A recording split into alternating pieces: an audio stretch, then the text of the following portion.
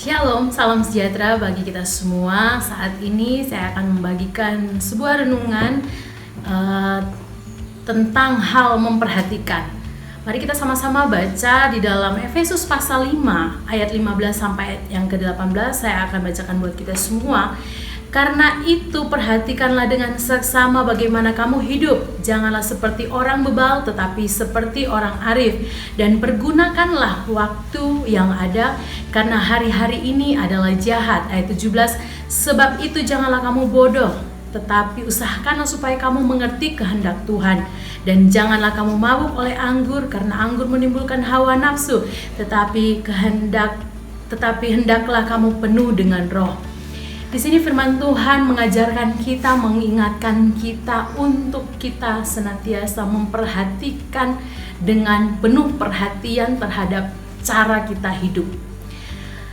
Belakangan ini, hari-hari ini mungkin karena keadaan yang ada atau banyak alasan lah yang mungkin membuat manusia pada hari-hari ini lebih suka, lebih berminat memperhatikan hal-hal yang lain daripada memperhatikan cara hidup diri sendiri. Lebih gampang menilai orang lain, lebih gampang memperhatikan cara hidup lain, lebih gampang memberi komentar-komentar terhadap orang lain daripada menilai diri sendiri. Ayat firman ini cukup tegas mengingatkan kepada kita bahwa perhatikanlah cara kita hidup. Jangan seperti orang bebal, tetapi kita memperhatikan hidup kita sama seperti orang arif. Apa yang kita tahu baik dan benar itu yang kita lakukan. Apa yang kita lihat di dalam diri kita masih banyak yang kurang. Kalau kita mau lihat, tidak ada satu manusia pun di dunia ini yang hidup dengan kesempurnaan. Oleh sebab itu firman Tuhan tidak salah datang kepada kita, mengingatkan kita untuk senantiasa memperhatikan kekurangan kita, melihat apa yang menjadi nilai-nilai, sisi-sisi negatif dalam kehidupan kita, daripada memperhatikan sisi negatif orang lain. Secara pribadi saya mengatakan hal ini bahwa hal ini adalah sulit untuk dilihat. Hal ini adalah sulit untuk kita lakukan, tetapi firman Tuhan ajarkan untuk kita memperhatikan cara hidup kita dengan seksama, dengan penuh perhatian. Saudaraku yang kekasih, jika engkau dipercayakan menjadi seorang orang tua, entah itu sebagai ayah, sebagai ibu, mari perhatikanlah cara hidupmu sehingga engkau menjadi seorang yang dapat menjadi teladan buat anak-anak yang ada di rumah. Jika engkau dipercayakan menjadi seorang pemimpin wadah pelayanan di gereja, perhatikanlah dengan seksama bagaimana pelayananmu selama ini, daripada memperhatikan pelayanan orang lain, memberi komentar pelayanan orang lain.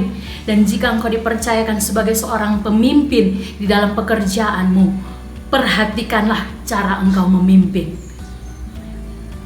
Saya percaya bahwa setiap kita diberikan kapasitas oleh Tuhan, kita diangkat oleh Tuhan menjadi seorang orang tua, dipilih menjadi orang tua, atau kita dipilih Tuhan menjadi seorang pemimpin di dalam pelayanan, di tempat kita bekerja, itu bukanlah sesuatu yang secara kebetulan ya, tetapi semua itu ada di dalam rencananya Tuhan.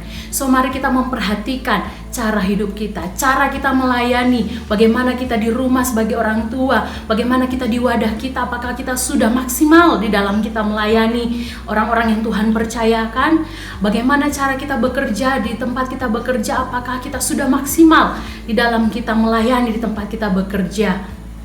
Dan di sini firman Tuhan juga dengan jelas mengatakan bahwa hendaklah kita penuh dengan Roh, bukan kita mabuk oleh anggur, mabuk dengan kenikmatan jabatan yang diberikan, kita mabuk dengan setiap kenyamanan yang Tuhan izinkan kita miliki, atau kita mabuk dengan apapun yang dalam kehidupan ini membuat kita merasa nyaman, membuat kita terbuai. Tapi firman Tuhan bilang, hendaklah kita dipenuhi dengan Roh. Saya percaya bahwa untuk menjadi seorang yang menjadi teladan, untuk dapat memperhatikan diri dan menjadi seorang yang mampu mengoreksi diri sendiri, itu adalah membutuhkan kepekaan dalam diri. Ada banyak orang yang mampu memimpin, ada banyak orang yang dipercayakan untuk memimpin wadah, memimpin pekerjaan, sulit untuk melihat dan memperhatikan diri sendiri, sulit untuk menilai diri sendiri.